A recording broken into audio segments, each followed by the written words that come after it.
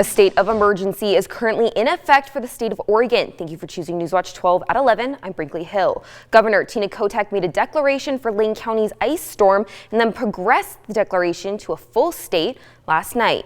After 4 counties and a tribe made their own emergency declarations within their own municipalities, the state declaration will allow the counties access to federal resources through FEMA. The ice storms have caused emergency conditions restricting people's access to basic needs like food. Newswatch 12's Rocky Walker sat down with a Jackson County nonprofit organization that has created a statewide network that has helped communities in emergency conditions. Just like here's something I don't have to worry about, for at least one day or one meal or whatever.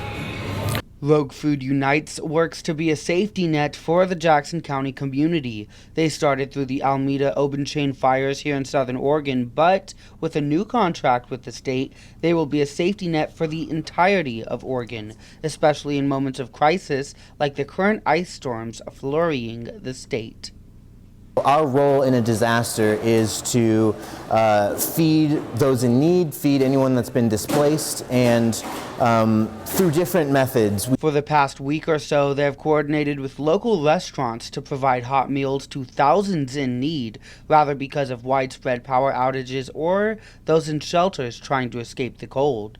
With yesterday's declaration of a statewide emergency, though, they were ordered to provide 1,000 boxes throughout the state within the next few days. And starting this morning, volunteers got to work. It's very heartwarming. I mean, it's great. These volunteers received a call last night, and they were so happy to jump in. So it's really a privilege to be able to support communities and to be able to have just such an amazing group of volunteers who are ready to hop in at a moment's notice.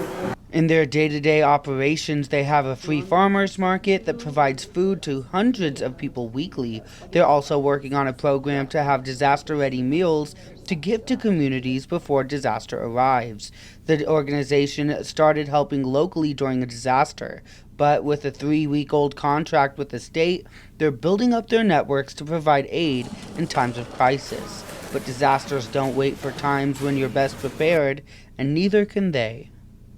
These winter events have been definitely a wake-up call for us and I think people around the state.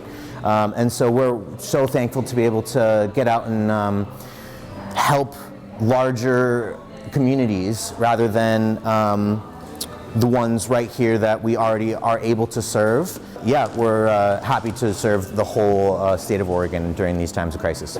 The job comes with lots of hard work and coordination, but they say what keeps bringing them back to help is that we're all human and need to be there for each other in a time of crisis.